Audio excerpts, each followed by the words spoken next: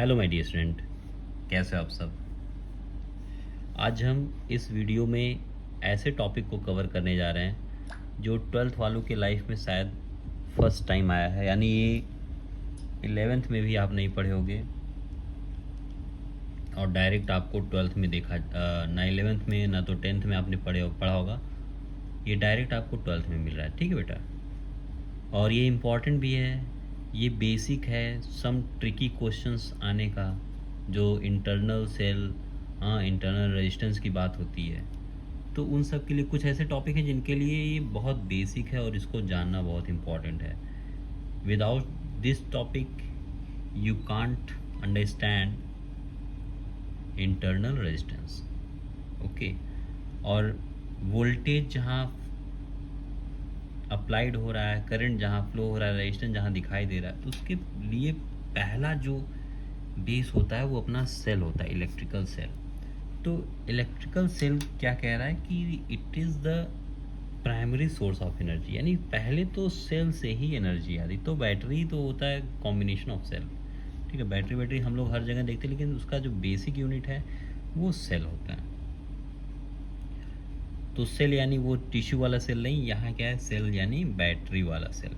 तो इसमें हम देखते हैं बेटा सेल बनाया कैसे जाता है। जैसे एक देखोगे, एक एनोड रॉड ले लिया जाएगा, एक जो है कैथोड लिया जाएगा, फिर बीच में क्या होगा, लाइट ग्लो करने लगेगा, बल्ब जो है ग्लो करने लगेगा, और फिर इसके बीच में इलेक्ट्रोलाइट भरे गए रहते। तो इसके जो हमने इसमें पोटेंशियल दिया उसका यहाँ हम कम मिला, तो उसका रीज़न ये है कि कुछ यहाँ भी रेजिस्टेंस होगा जिसको हम इंटरनल रेजिस्टेंस कह रहे हैं। इंटरनल रेजिस्टेंस भी हमारे स्टडी का इम्पॉर्टेंट टॉपिक होता है।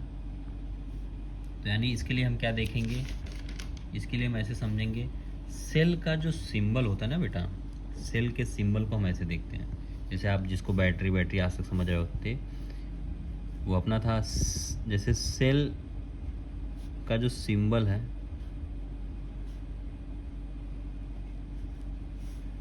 वो ऐसा कुछ होता है। आप आज तक सोच रहे हो सर ये तो बैटरी हम लोग मान रहे थे, लेकिन नहीं, ये सेल है, बैटरी दूसरा है। बैटरी यानी जहाँ एक से ज़्यादा सेल अगर लग जाए तो वो बैटरी हो जाएगा, ठीक है। तो ये जो होता है, ये सिंपल एग्जाम्पल किसका है, cell without internal resistance.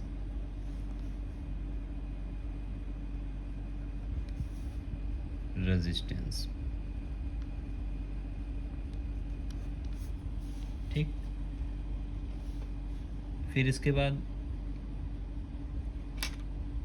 With in, अब जो विद इंटरनल रेजिस्टेंस है उसका कैसे करेंगे, जो कि तो ये ऐसा हो जाए, सेल लगने के बाद यहाँ बाहर रेजिस्टेंस लग जाए, ये पॉजिटिव नेगेटिव हमेशा दिखाना, ठीक है, इसको बोलेंगे।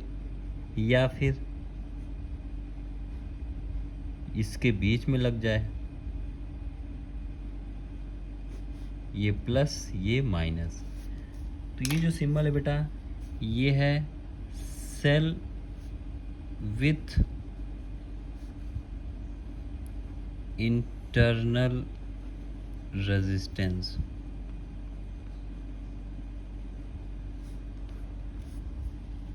ठीक। तो जैसे हम रेजिस्टेंस को पढ़े थे तो उसका कॉम्बिनेशन हम पढ़े थे, वैसे ही हम सेल को पढ़ेंगे, पढ़ चुके।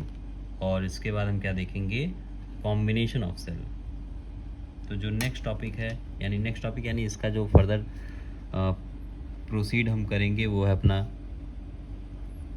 Combination of cell. जो कॉम्बिनेशन ऑफ सेल होता है उसी को हम क्या बोलते हैं, बैटरी इज कॉल्ड बैटरी, ठीक है। कंबाइन करके तब इसका जो बैटरी बनेगा वो आप देखोगे ऐसा कुछ रहेगा।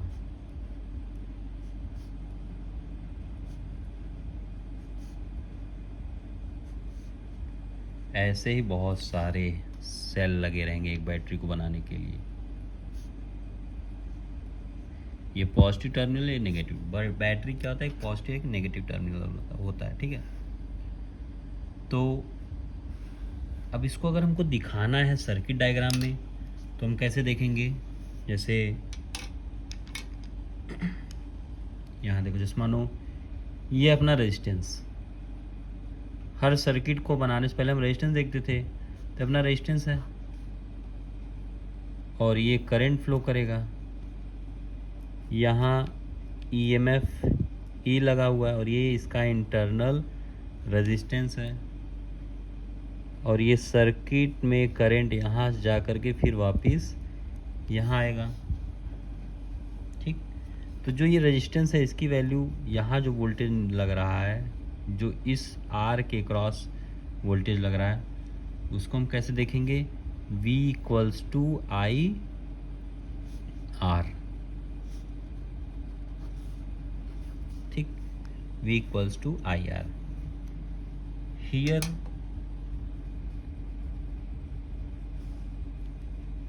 ई जो है, इसको छोटा वाला ई, बड़ा वाला ई, कुछ भी बना सकते हो, ठीक है।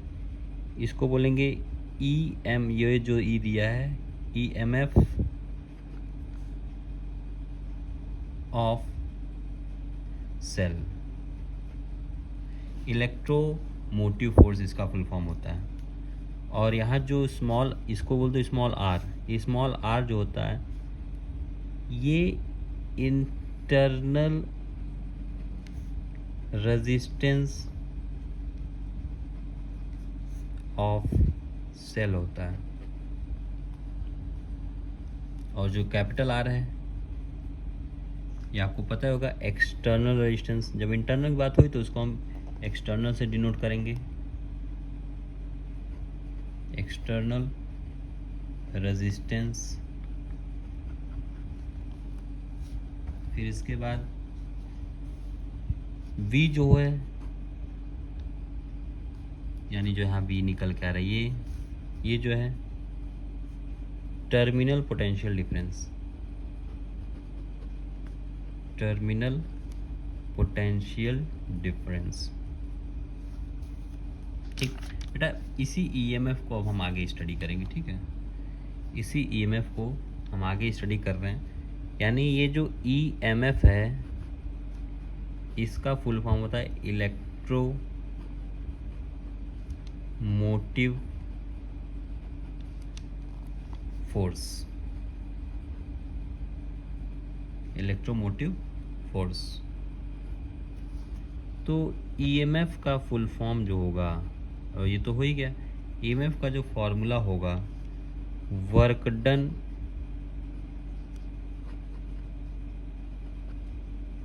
अपॉन चार्ज, ठीक। इसको शॉर्ट में अगर रिप्रेजेंट करना चाहें, E equals to W upon Q, okay. ऐसे हम ईएमएफ की वैल्यू निकाल सकते हैं। इसका ज़रा डेफिनेशन अगर हम देखना चाहें तो फुल फॉर्म हो गया, फॉर्मूला हो गया। इसका डेफिनेशन अगर हम देखना चाहेंगे तो वो होगा, ईएमएफ का जो डेफिनेशन होगा, the amount of work done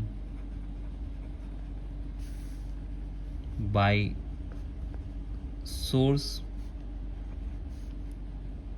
in moving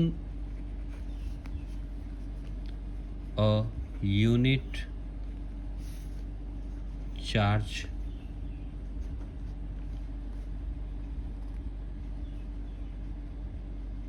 one unit of charge को मूव कराने के लिए जो वर्क डन लगता है, ठीक है, उसी को हम क्या बोलते हैं, ठीक है, उसी को हम ईएमएफ बोलते हैं। Moving charge, moving one unit of charge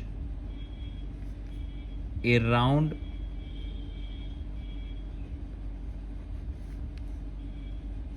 a closed circuit is called EMF।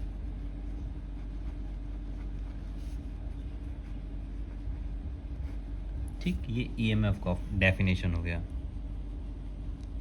जरा हम देख लेते हैं relation between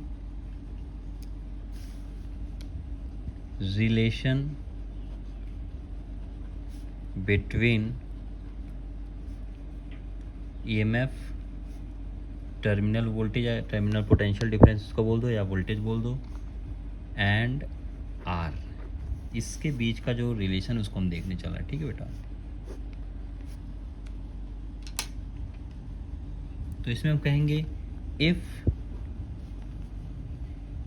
EMF is E and current is I, अगर ये हो जाए देन EMF का फॉर्मूला हो जाएगा V plus I R, V plus I R. Okay, एक तो ये रिलेशन हुआ। अब टर्मिनल यानी देखो बेटा, यहाँ ई वी आर सब हो गया। ठीक है, ये स्मॉल आर है, ये कैपिटल आर है, तो यानी एक तो ई वी का हो गया। अब आर के अकॉर्डिंग देखेंगे, यानी पॉइंट ए लिखेंगे क्या, टर्मिनल पोटेंशियल डिफरेंस अगर V है तो V इक्वल्स टू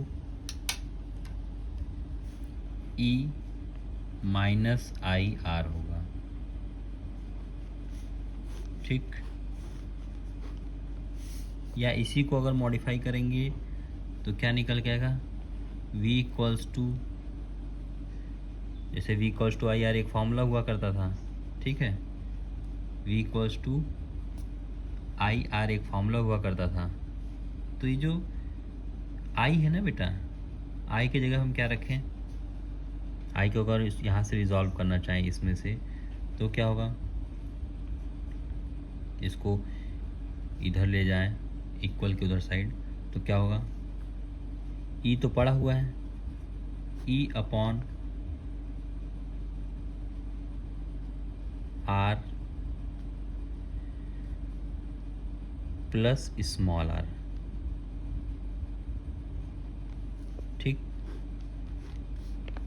इनटू ये कैपिटल आर, ये बाहर हो जाएगा, ये नहीं, याद देखो ये निकल गया है। ओके, और दूसरी बात,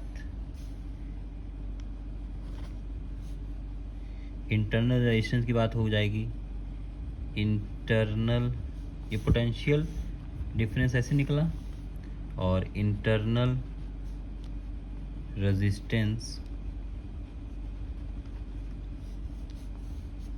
कहाँ से निकालना होगा भाई, इसको निकालेंगे हम लोग फ्रॉम ई वाला फॉर्मूला, जो फर्स्ट वाला फॉर्मूला ये था। ठीक है, इस फॉर्मूले से निकालेंगे V प्लस आई आर।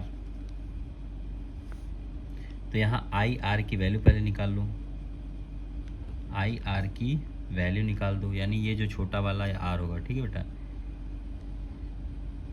तो यानी हम यहाँ देखेंगे I R equals to E minus V. तो यहाँ से आर की वैल्यू जब निकालोगे, ई माइनस वी तो है, आई नीचे चला जाएगा।